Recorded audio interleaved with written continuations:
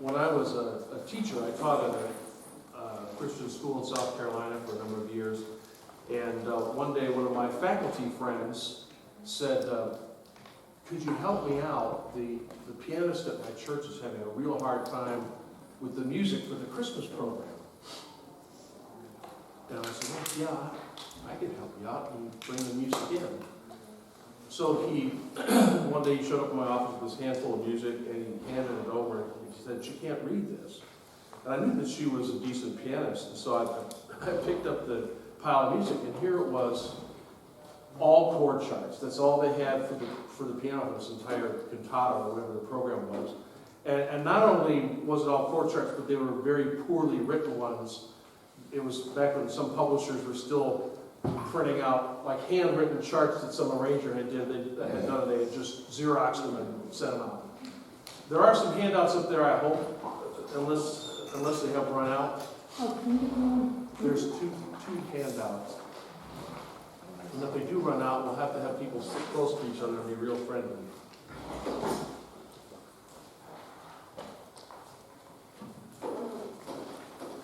I could have brought more handouts from home. I've done this session before. I even have some copies that have colors.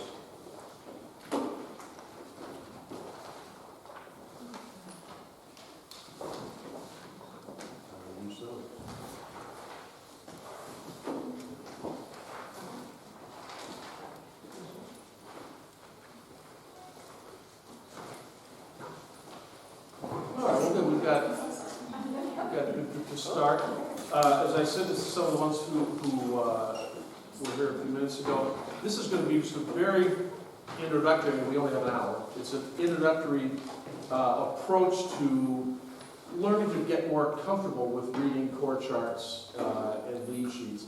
And so your outline will help you follow along with what I'm going to give you.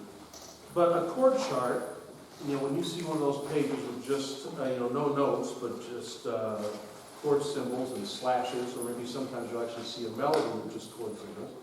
But at least it starts by giving you some information that you need. You'll see the key signature and the time signature, so that gives you a start.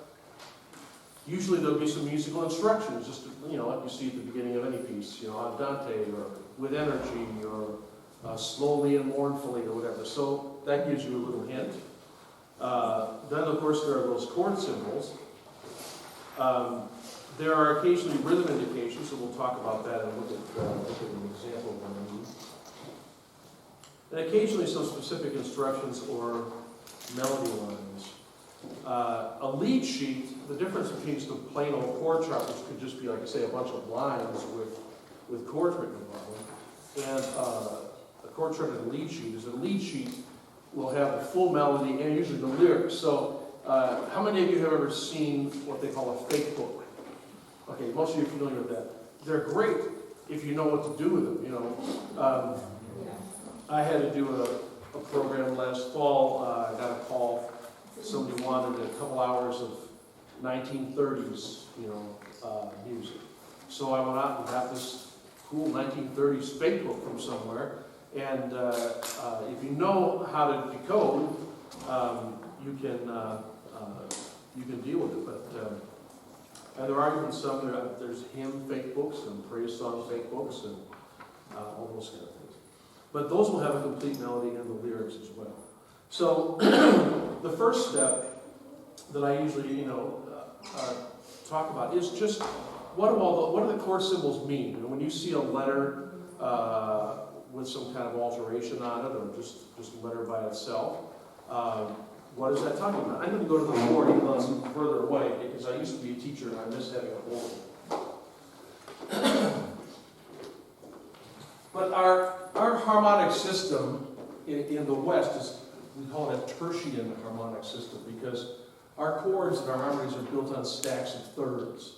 And so knowing that is going to help you with chord symbols, because all chords are just a stack of different kinds of thirds. And we really only have two kinds of thirds that we deal with: a major third, like C to E, and a minor third. And most of the chords that you're going to deal with are just combinations of those thirds in different patterns. So, first of all, the easiest kind of chord symbols to figure out are just when you see a letter, like G or F sharp. When you just see a letter all by itself, that indicates we're talking about just a plain major triad. So if you see that over a measure of music, that means that the rhythm part, the piano part, is supposed to be doing something or other on a G major chord. Now, what you do on that chord is, we're going to talk about that a little bit later on. But let's talk about just some of the other symbols are written. For a minor triad, you'll just usually see a little M next to the main letter symbol. Sometimes you'll see this. It actually is more helpful. G minor, F sharp minor. Some really lazy. I was telling you about that poor accompanist who had to read all these horrible handwritten chord charts, and they were so lazy that they just, and it's, you know, it's kind of common in recording studio work and stuff in some circles. E minus, you know, I guess that's probably how they came up with that. Kind of sounds like minor, you know. So if you ever run into that, just remember that's minor. But any arranger who is, you know, willing to take time to help out those who have to read it will write an M or M-I-N. Now, the other kind of triads that we run into the most often, the other kind of chords. The third one is the diminished triad, and usually, you know, a diminished triad is just two minor thirds on top of each other. You don't come across those too much, especially in pop style music. But if you see this symbol on a piece of music, that's calling for a diminished triad. So that's a C diminished, so minor third, minor third. And sometimes an arranger will help you out by actually writing C dim. So that's the most clear way of writing it. We'll run into that. And then a couple of other chords I'm just throwing out into the basket here at the beginning is the dominant seventh chord, and you know the sound of that. It's just a major triad with a minor seventh on top. And you know that's a dissonant chord. That's a chord that wants to resolve. So you also will hear this. So dominant seventh chords are going to be very common in chord charts, both in traditional church music and contemporary church music.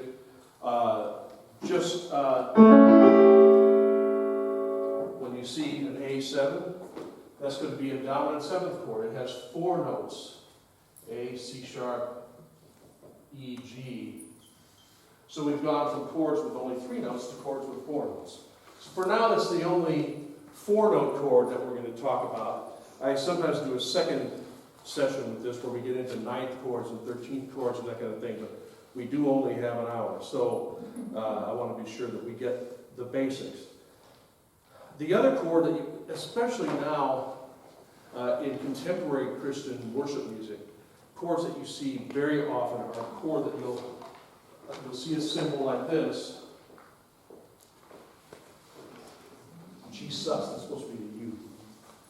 Sometimes you'll see G sus 4, which is the most complete way of writing it. Back in the old days, like in Bach wrote a suspended chord, it was because it came from another chord and was suspended in a new one, like, oh, sorry. Now listen to that end.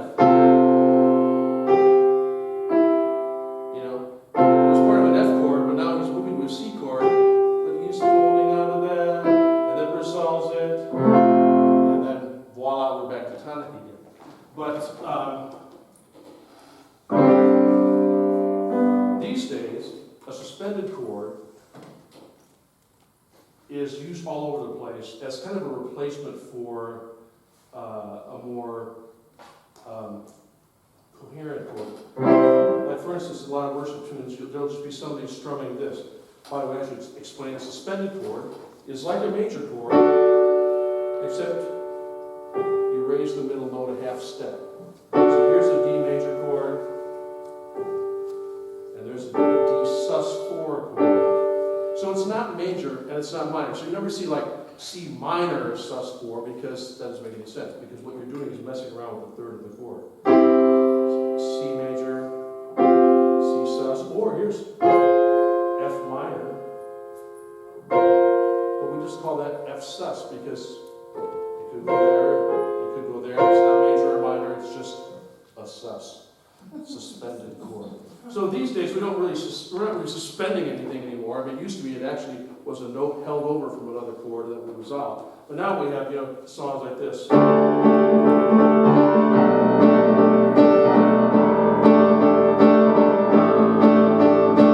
just playing this D suspended chord in my right hand. That's basically, you're all keyboard players here.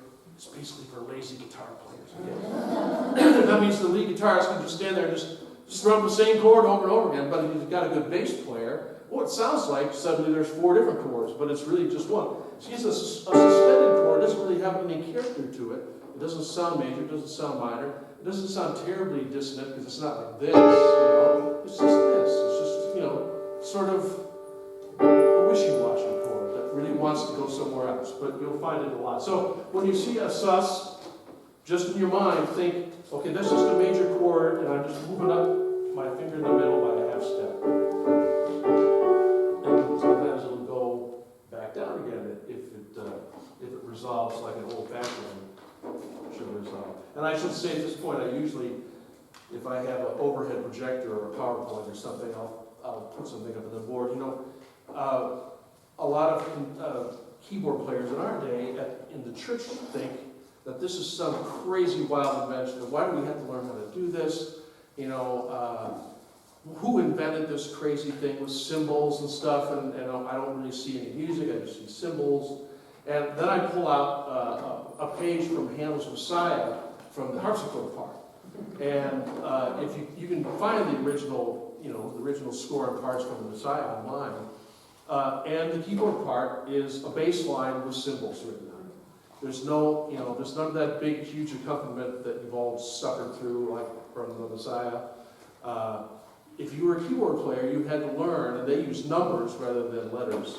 You had to be able to learn to play off a bass line, and that was expected of you as a church keyboard player. If you did not know how to do that, you could not get a job in Germany in the 17th century. I'm just sorry. You got to go somewhere else, learn to play the violin or something.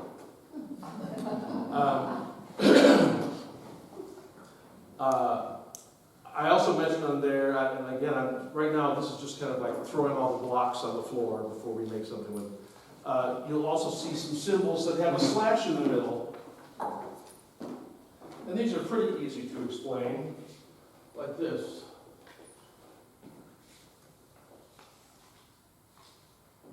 When you see what we call a slash chord, that's the actual chord. And over here is what? Bass. Okay, good. You're steps ahead of me already. Because sometimes when you play a G chord, you don't want to have a tonic in the bass all the time. Sometimes you want to have an inverted chord. Or sometimes, as in the second example, you may have a chord that has a bass note that's not even part of the chord, like an F over G chord.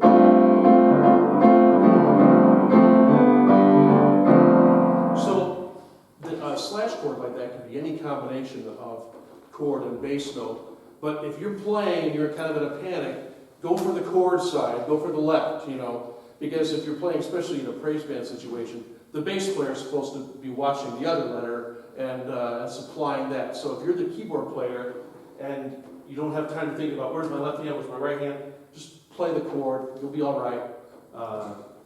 and let the bass fill that in. Okay, now let's talk about how we can apply those items to an actual lead sheet. So I have a handout here that has the old song, God is so, because it's an easy one. And it's not under copyright, so I'm not trying to.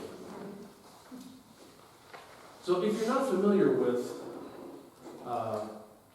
with chords at all, and you just have a lead sheet like this with a melody and chords, the first thing is just to get over the fright of having to deal with that next chord that's coming up. You know, you think, oh, I can see a letter coming in the next bar, what's it going to be? And so the easiest way is, instead of trying to start this by filling out an entire chord or an accompaniment, is learn to play steadily and at least play something. So I say, let's put your metronome on. I have one on my phone. If you don't have a metronome app on your phone, you got to get one because they're free. They're really fun. So here's what I suggest first of all, and this is right down the sheet, right underneath the first line, is just play the melody with your right hand and at least play a bass note. You can see what the symbol is. It has a D in it, so you know you're supposed to be a D in the bass. I'm not trying to play the chords, but I am trying to keep time. Now here's a C, another C, and now there's a slash chord, so I'm reading the right hand side of that because I know that's where the bass note is. Because in all of this, it's really important as the accompaniment to keep a steady tempo.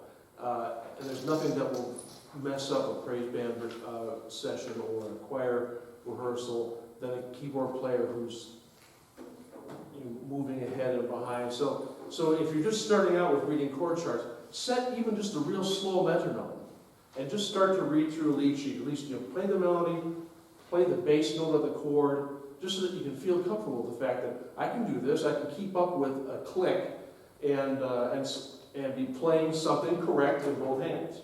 Then after that, I just suggested just play a real simple chord down there and do the same thing. Now that we know what major chords are, we see G and D, and then later there's a C. Those are all just simple major triads. There are a couple of dominant seventh chords, a D7 and a G7, and there's a minor chord in there too.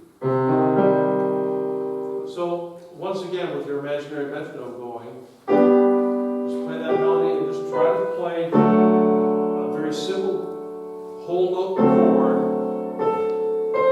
but keep the tempo steady. Here at the end of the piece, the chords are going a little faster. This is just all about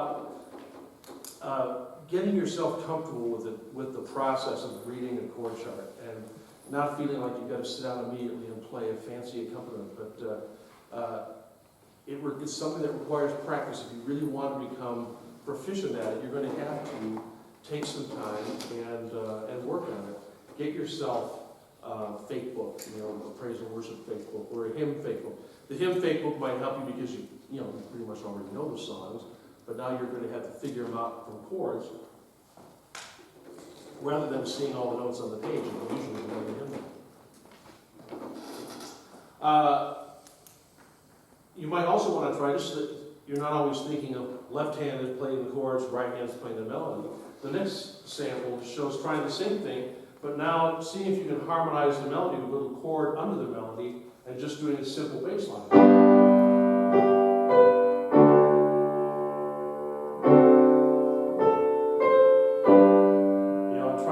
Notice now I'm playing different inverses of the chord because I'm using other notes from like the G triad underneath the G note, but sometimes the melody's up there.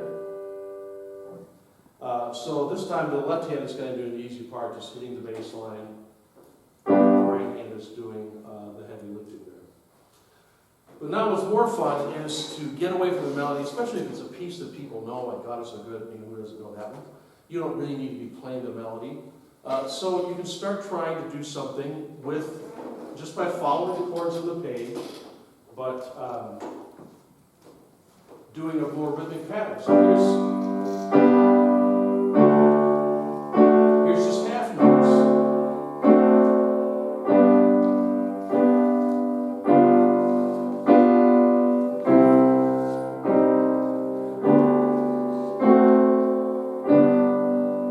But the important thing was I was keeping a steady beat, and now I'm experimenting with filling in a little bit, doing something besides just playing one chord every time I see a new symbol, which is kind of like the first baby step, and then filling it in more. So then you can start experimenting with other kinds of patterns.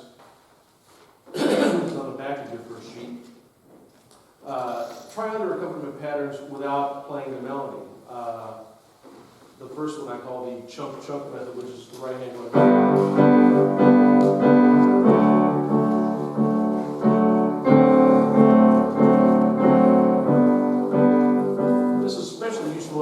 If you're getting used to reading slash notation, where you just see slashes in the measure, and a slash just stands for one beat. So if you're playing a song at 3/4 time, you should see 3 slashes in each bar. If you're playing 4/4 time, there should be 4 slashes in each bar. And each time you see a chord going by, the chord always aligns with the slash where you're supposed to change it. So if you're just, if you see G and there's just slashes underneath, it's 4 beats of something. So try out other things. I put a few different combinations down here. Like, the old Mozart left hand. And you think, oh, well, I don't know how to make up something like that. Well, there's an old quote from Bach, where somebody said, like, oh, Bach, how can I play as well as you? What do you do? He says, well, I put my hands on the keys and I move them around, and then music comes out. So, if you have your hand on a chord, just start, making up some patterns. That's a common one from the late 1700s, or the opposite.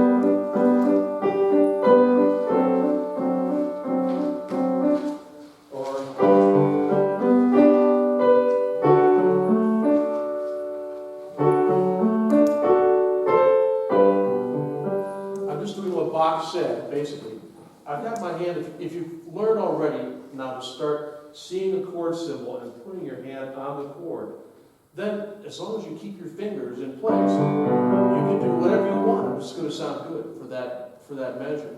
And as you get more comfortable with playing and trying different things out, then you'll be becoming more adept at thinking of,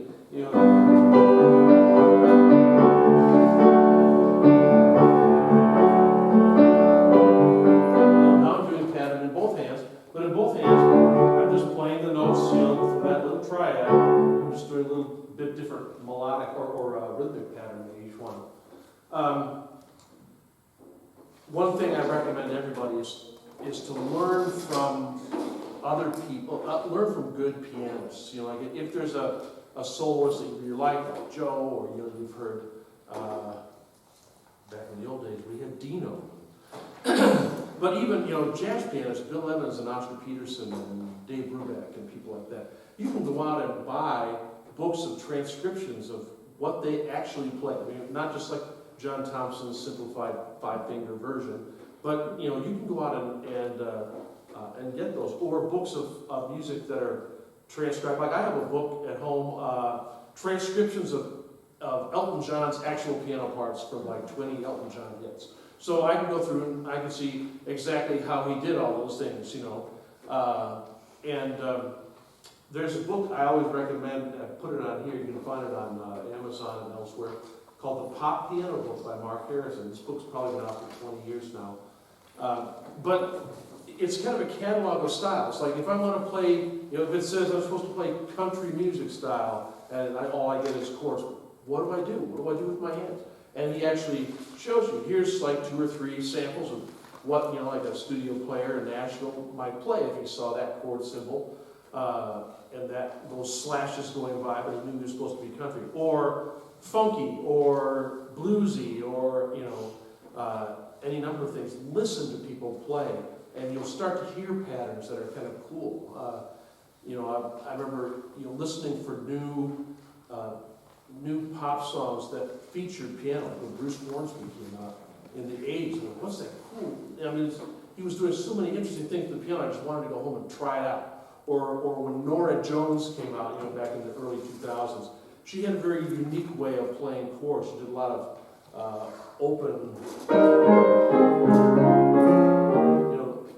voiced chords like that. So I'd go home and listen to the Nora Jones album and plunk around and say, what's it that she's doing? So listen and read some books that maybe give you some hints about patterns that you can play that fit particular styles. The fourth step is the step that nobody likes to hear about, and that's the practicing part. There's no way that just a 1 hour session, which is now half over, can make you a proficient chord reader. I mean, ideally we'd have private lessons here, and you bring in a piece of music and we talk about it and work some things out. But this session is just kind of, like I said, throwing the blocks on the floor so that you can make something out of them when you get home. But here's some practice suggestions.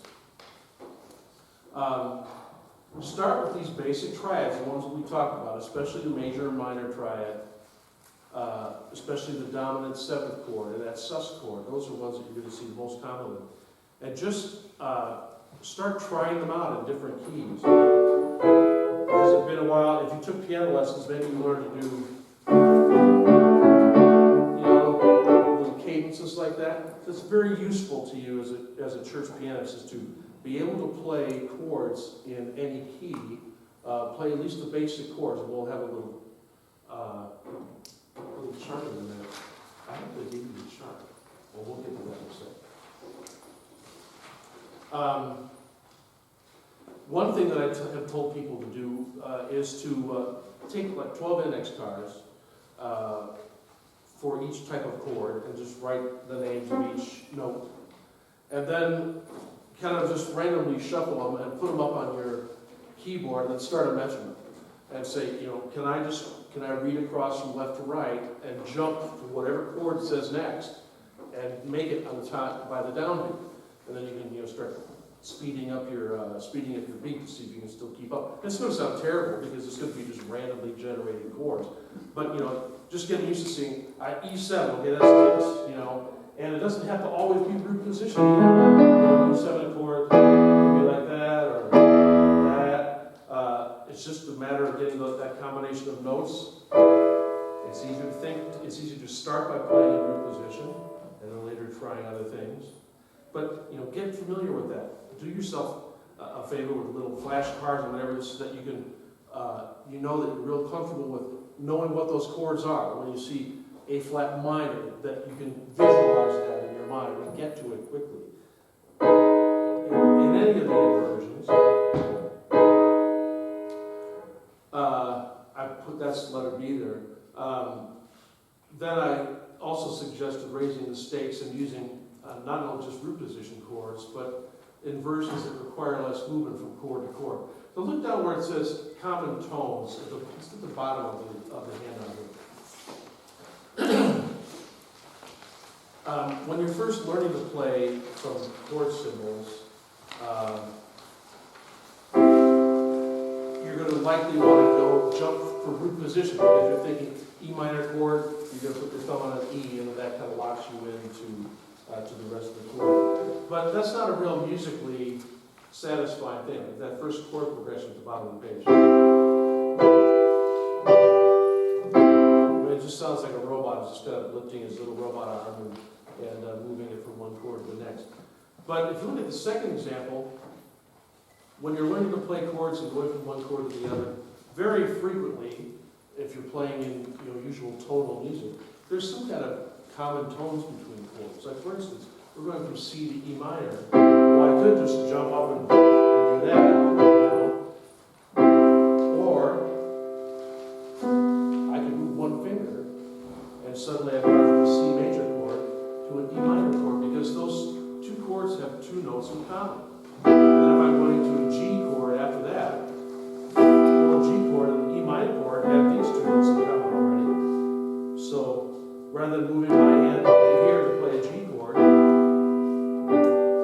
just move one finger. That's called looking for common tones. common tone voicing. And you can start to add other chords to your mix. I've put on this page other kinds of seventh chords and ninth chords. There's lots of different kinds of seventh chords besides just the dominant seventh chord, but that's just a good place to start because it's the most common one to use. If you have a lead sheet, this is letter E under part IV.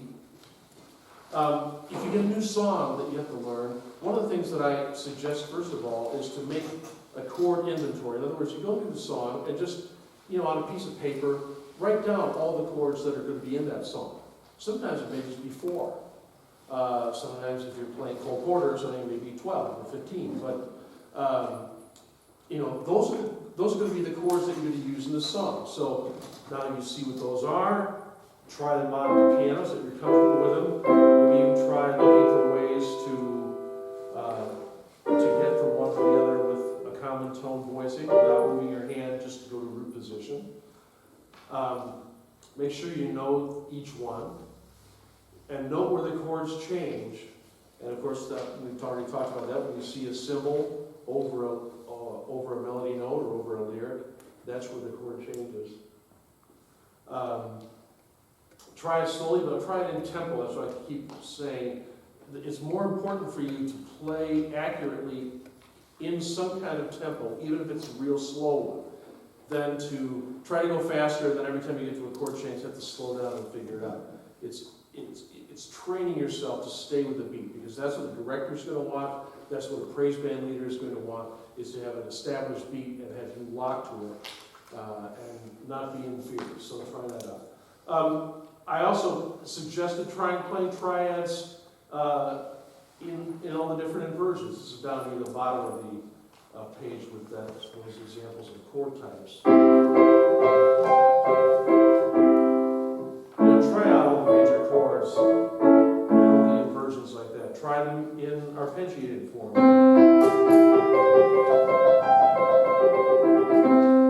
The idea is to get them under your hand, because memorization and playing by ear is a combination of mental memory, the actual rote memory where you're teaching a fact to your brain, but also that finger memory. Because I think if you're a pianist, you've been playing the piano for 20 years, I could put a blindfold on you and I could take to the piano and say, play an octave, and you could probably reach out and play, oops, like that. Or a triad. I mean, your finger has learned what a triad feels like. It's just that in some keys, it's a little bit funky because it maybe has a black key in it, or 2 black keys, or 3 black keys. But get your fingers used to the shapes of all these different chords, so that they're really under your fingers. That was the end of that one. Let's look at the top line of that page. It's the one that has mine is purple, or lavender, whatever you call it. It's the one that just has slashes instead of notes.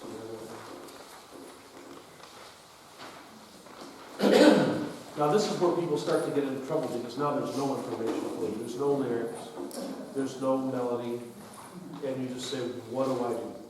And once again, we come back to just being basic. It's better for you in a praise band setting or whatever, or if you're practicing with your church orchestra, or whatever, just to, let's say, I have some information here. It's quiet and folk-like.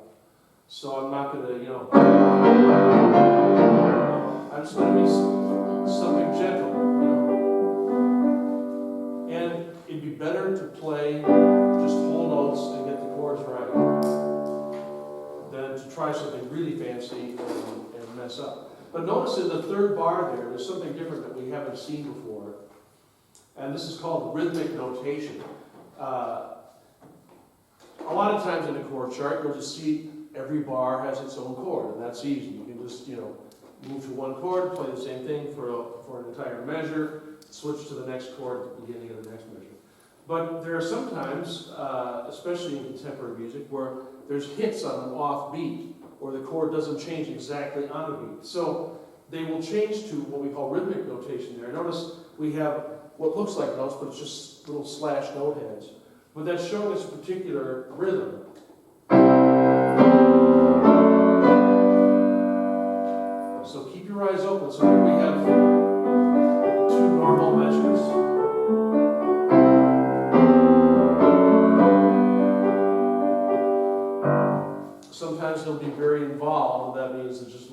rhythmic practicing for you. But if it's a different style, if it said, if it said bluesy style, well, maybe they need to listen to some blues players until you're,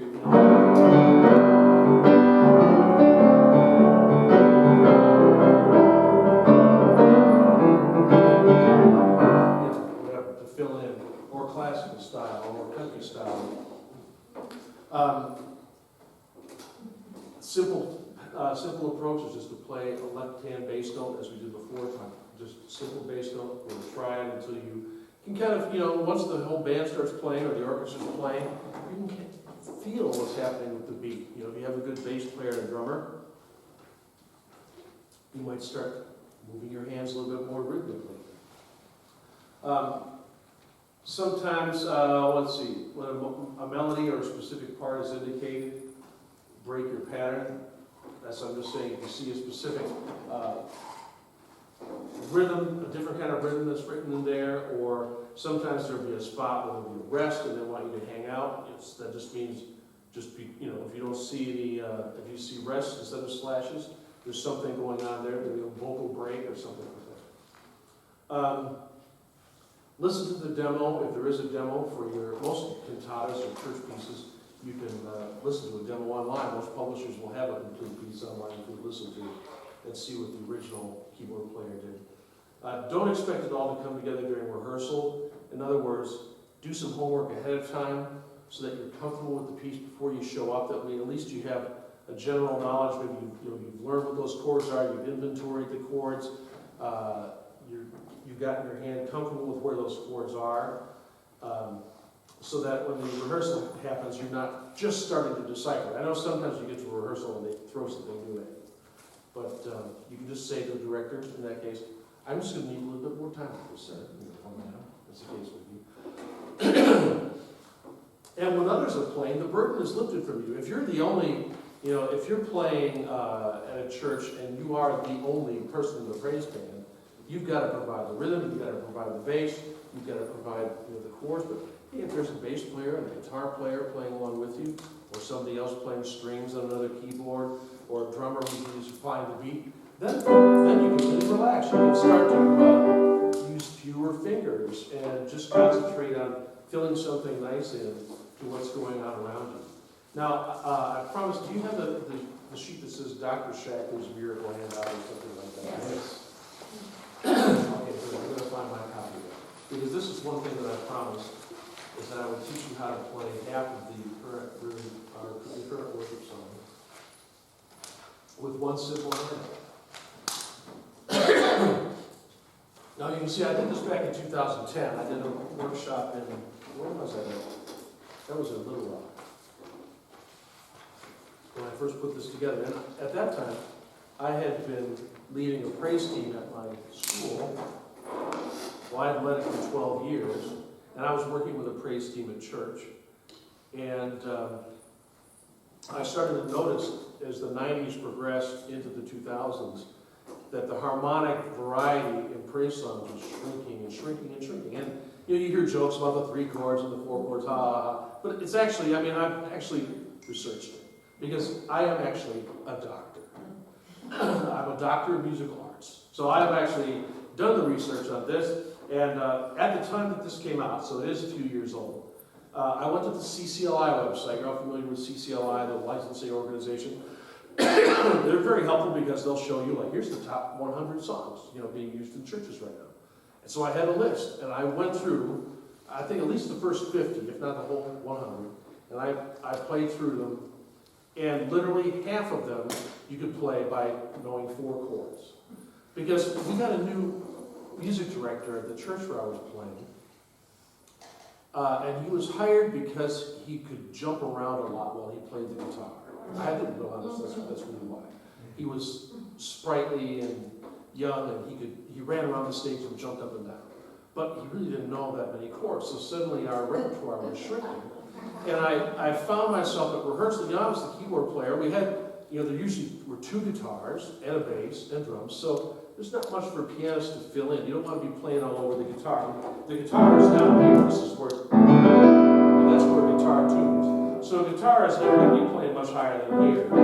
So you don't want to thicken it up with more stuff. So I'd just be playing strings or some organ or something like that. And I discovered after a few rehearsals with this new director that I could bring a magazine and put it on my stand, and I could play all the songs because they only use 4 chords. And because I had practiced so diligently that I knew how to move from 1 to 4 to 5 to 6 in any key, and we usually only use about 3 keys, that I just kind of learned the pattern in my head, and I could read a news magazine every week at rehearsal. That was until I left the church. So, but I shouldn't have told you that. But the chording, we talked about chords using letter names for chords. But if you've taken theory class before, you know that we can also use Roman numerals or numbers for chords. And so this chart just requires a little bit more knowledge of that. In any given key, like G, we start. The tonic chord is the 1 chord, and it's a capital I because it's a major chord. Now in this key, the 6th chord, which comes next in the first chord, it's based on the 6th note of the scale. So in the key of G, that's a E minor chord. That's why it's written as a VI with little letters, because it's minor. And then the last 2 important chords are the 4 chord, which in the key of G is a C chord, we call it the subdominant. And the most important chord of all outside the tonic, the 5 chord,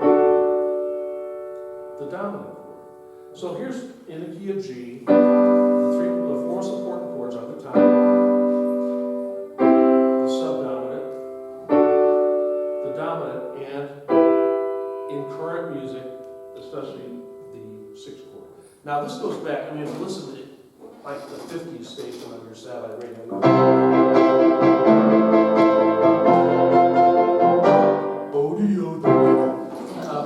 It's the same chords, 1, 6, and 4, and 5, and you can find them if you listen to Matt Redman or Chris Tomlin or whoever. Even a lot of Keith Getty songs, it's 4 chords. So just and here it's the most common keys the guitar player can play in, unless they bought a cable instrument. G, D, A, and C. So if you can.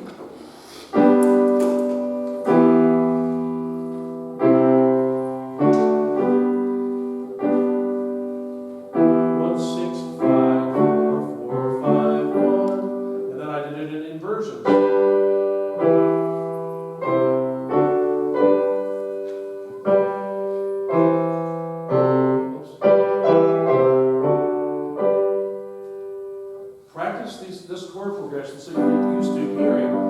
If you get this into your head, and you can even use those old 50s songs, that's kind of a this is what one sounds like, that's a C, that's a 4, that's a. Then you can start change melody.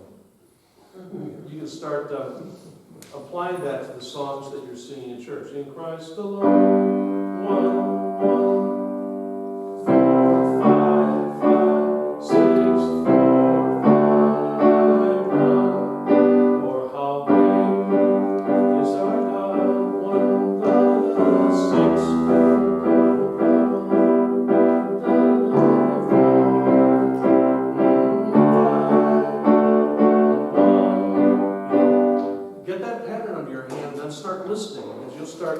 If you're just singing one Sunday in church, just start listening and saying, which chord is that? Because there's only 4. If it's a minor chord, it's going to be that 6th chord, just hiding below the tonic a little bit. And then start trying to apply that, and go home and pick one of these keys and start singing a song. Give yourself a tonic and start. Better is one thing in your course. Better, figure out, is that the 6th there, is that the 4? And you will find that you will be able to play half of the current worship songs just by ear, just by listening to the progression, getting familiar with those 4 chords, because it is true, because I did the research, and I'm a doctor, that a big hunk of today's worship chords only use 4 chords, or worship choruses only use 4 chords. But I have to say, in defense, because I don't, I'm almost 60 years old now, so people think I'm just an old fogey. But, if you go back and play through Fanny Crosby's greatest hits, 1, 4, 5, 6, 1, 4, 5, 6, over and over again. Some of you all, you'll also be able to play, a bunch of your old favorite gospel songs, because back in the 1860s and 70s, when those were being written, it was very plain chord progressions. It's only when we got into the, if you go back further, Bach's day and into the early 19th century, a lot of cool chords in there, augmented chords and diminished chords, and borrowed dominance from other keys and stuff. But once we got into the Civil War, that era in there, Philip P. Bliss and Ira Du Sankey and McGranahan and Robert Lowry and all the rest, shall we go back to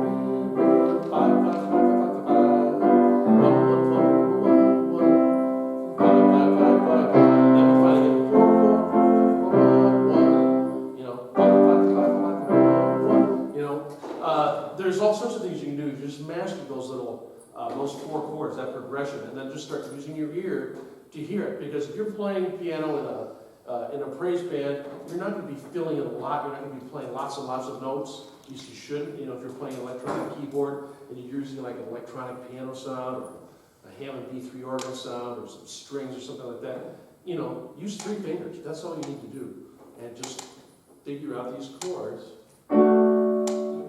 Very seldom. I did have my worship leader tell me that we were going to play a song in the key of G sharp that week. Which, if you remember from theory class, is a non-existent key because it would have 8 sharps.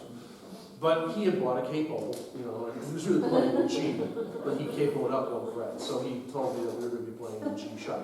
So, but you'll very seldom run into that. So, if you get G and D and A and C under your fingers, and you're able to play that set of chords, then you'll be able to fill in a real nice keyboard part underneath that. Just go and look at some of your praise and worship music and see how accurate that is. And I should probably bring my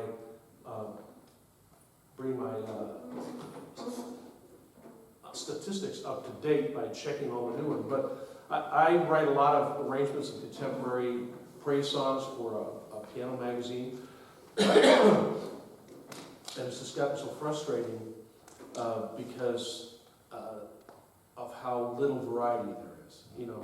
Back in the day when, like the 80s and early 90s, and Maranatha and Vineyard, and there was a lot more interesting music being written back then, at least harmonically. And so when you sat down to do an arrangement, there was a nice melody, even some of the Keith Getty pieces, there's a beautiful melody. You can do all sorts of things with it. But when a song is just, the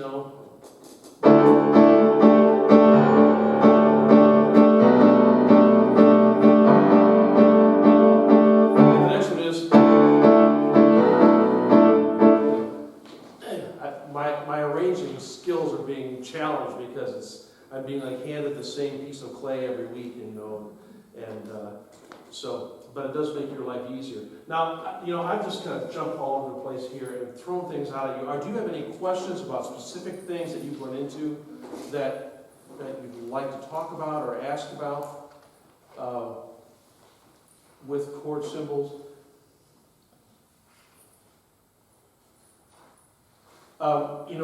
Seriously, if you master the basic chords, we just talked about 1 type of 7th chord today, and we just talked about the principal kinds of triads.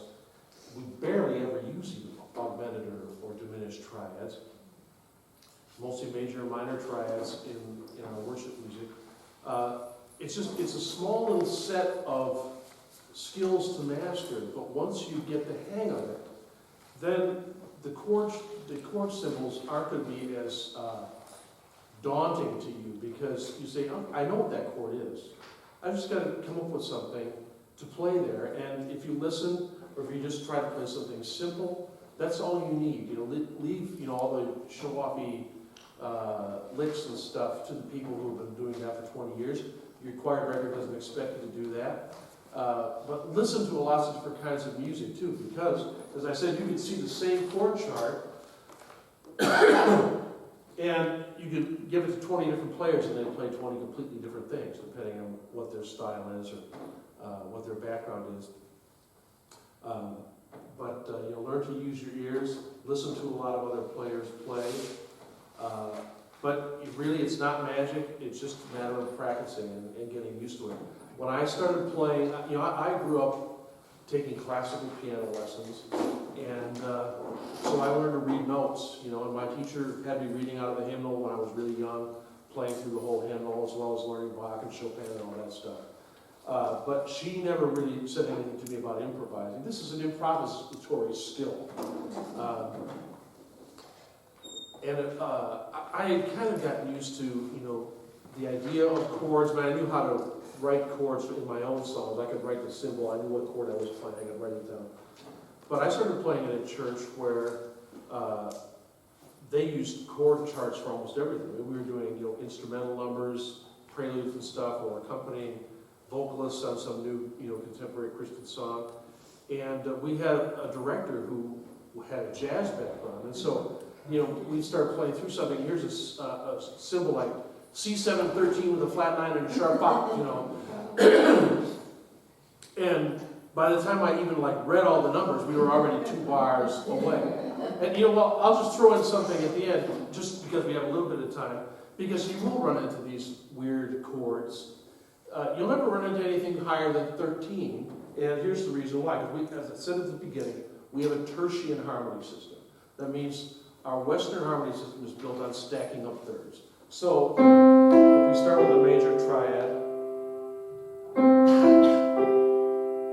now in pop music, a 7 is always going to be a dominant 7 sound. So instead of playing the note that would occur naturally in C major, which would be this note, when you see C7, it's always a minor 7 on top. And then there's a C9, which is just adding another third. And then a C11. And a certain C13. Now can you see what happens with the next one? I'm back to C again. That's why you'll never see anything higher than a 13 in a chord symbol.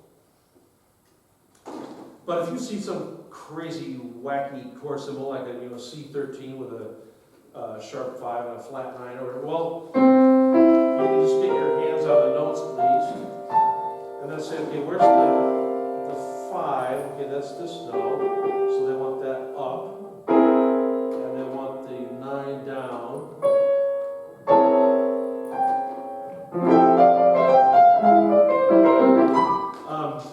That's how you can figure those more complicated things out.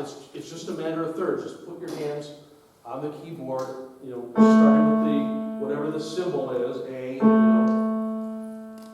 and if it says A minor 7, okay, well, see, this was A7, so A minor 7 would just be starting with a minor triad. And then if it says A minor 9, well, I have an A minor 7, so I can just put a 9th on top.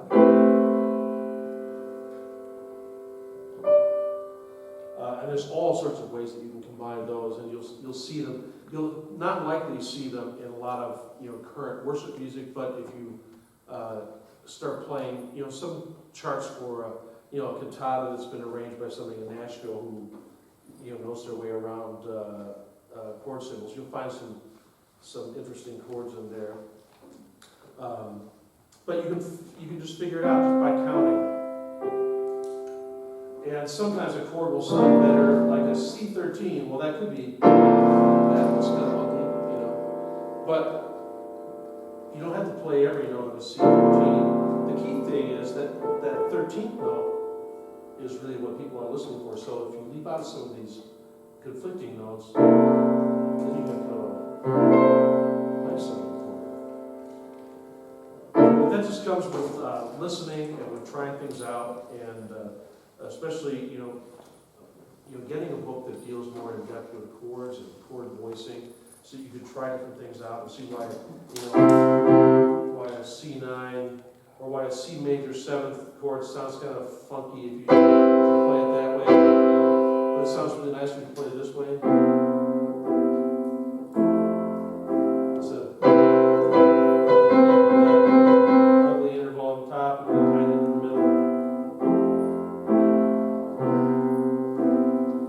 So go home and start looking at some basics. I'd say get yourself a fake book. Get something that will give you some practice where you can play a melody line, look at the chord, and figure it out. You know, start out just by going through the song, just figuring out what chords are actually there, so you know what you're seeing, so you're not going to be surprised.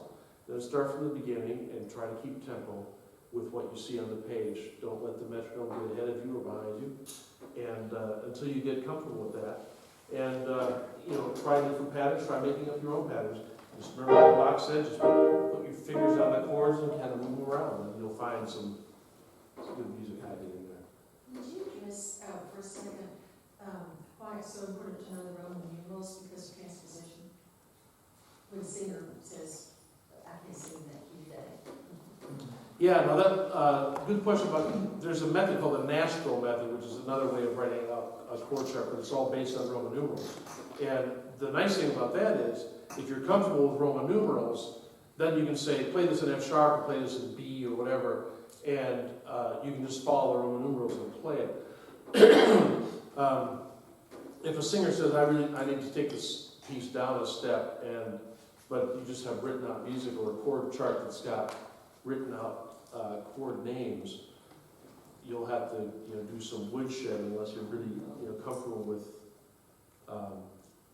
transposing at sight. I don't know if I'm answering your question right or. Oh, no, I was just thinking for the benefit of people who haven't been doing much of that, and that you do run into that problem with solos, and yes, you are addressing it, but it's just that if you, even with music, if you know that system, then you can pencil in things real quickly in an emergency in Roman numerals, and you can still do it no matter how it's written. Yeah, and especially the simpler the song that is, if you just get used to the sound of these. Start with these 4 chords in the Roman numeral system, the 1, 4, 5, 6, and then you might, the 2 chord is also a very important chord. You can throw that in. But yeah, if the more adept you get at listening and being able to analyze, okay, we're back at tonic now, you can go to another key without having to figure out, trying to eyeball a chord and a whole big stack of music and trying to visualize it up a step or up 2 steps or whatever. Any other questions or concerns? I have a really dumb question. Okay, there's no such thing as a dumb question. Let's say you're in the key of F, and maybe on the primary piece, you're looking at chord symbols, and it gives you a G chord. Is that in the key of F, or is it like a... That's an excellent question. That's not a dumb question at all. That blows me every time. Yeah, because we're used to thinking in a key. So we're thinking F, and like we saw G, B flat, D written on the score, we would play a B flat, because we're in the key of F. I'm glad you mentioned that because it's a really, really good thing for people to know about chord charts, is that the chord symbol always trumps the key signature. So if you're playing a piece in the key of F and you see a G symbol, that means a G major chord. I don't care what key you're in, whether you're in E flat or F sharp or whatever. If you see a G, that means you play G major chord.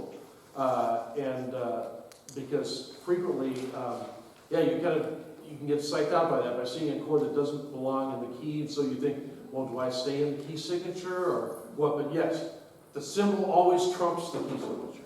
If you learn one thing today, you learn that. Thanks to this lady here.